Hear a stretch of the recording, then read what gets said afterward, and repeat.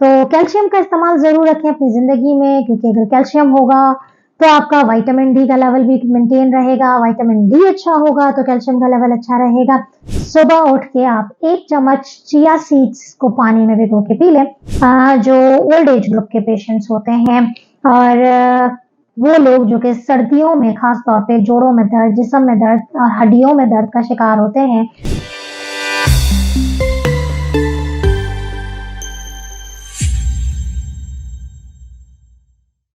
रब इश्रह ली सदरी वयस्सिर ली अमरी वहलुल उक़दतम मिन लिसानी यफ़क़हू क़ौली। अस्सलाम वालेकुम, डॉक्टर सनिया Bashir here, consultant diabetologist and CEO of diabetes टेलीकेयर।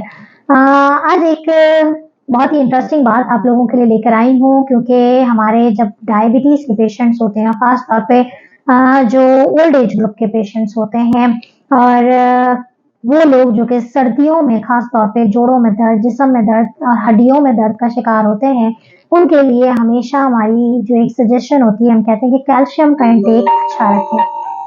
Calcium के इंटेक में हमारे पास जब हम कैल्शियम का नाम लेते हैं तो हमारे जहन में आता है दूध। दूध जिसके अंदर बेइंतहा कैल्शियम मौजूद है, लेकिन हमारे बहुत सारे ऐसे लोग हैं जो कि दूध पसंद नहीं करते हैं और उनकी भी हड्डियों में दर्द होता है और फिर हमें मजबूरन जो है वो कैल्शियम सप्लीमेंट्स देनी पड़ती है।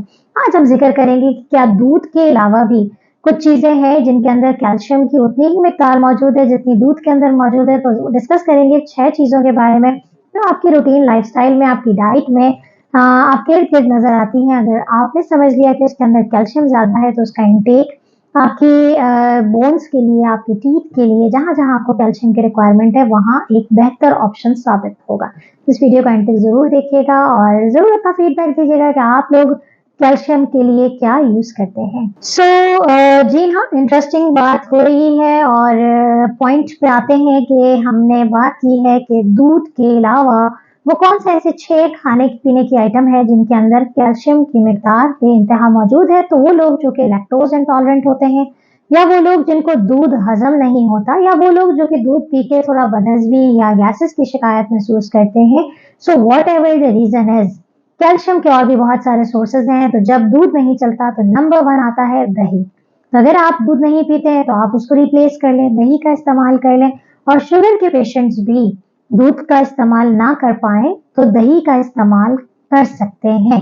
दूध भी शुगर के पेशेंट ले सकते हैं, लेकिन जो लोग नहीं पीना चाहते या नहीं पी सकते वो दही की तरफ आ जाए।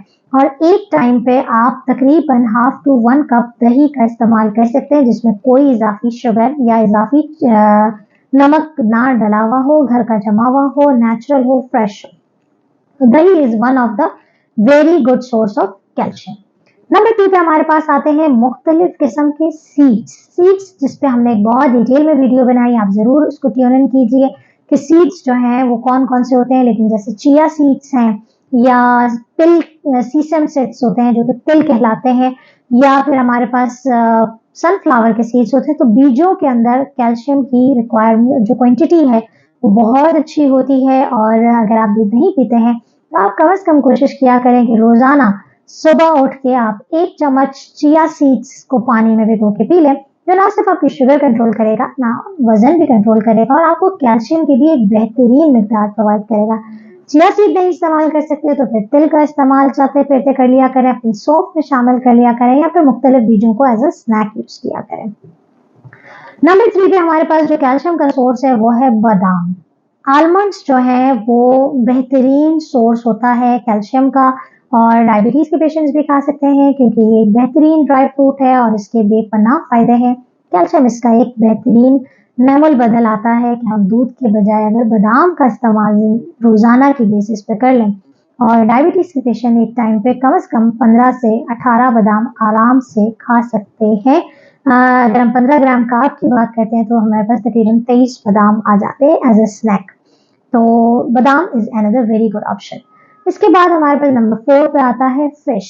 खास तौर पे जो साल्मन फिश होती है, तो मछली के अंदर भी कैल्शियम की मिकदार ज्यादा है और ये मौसम बेहतरीन है अगर आप अपनी हड्डियों में दर्द का शिकार रहते हैं या आपके दांतों में कहीं ना कहीं कोई प्रॉब्लम रहता है, कैरियस हो जाते हैं। तो कैल्शियम की कमी अगर आपको डॉक्टर ने बताई है तो आप जो है वो कैल्शियम के तौर पे मछली के तौर पे कैल्शियम का इस्तेमाल कर सकते हैं।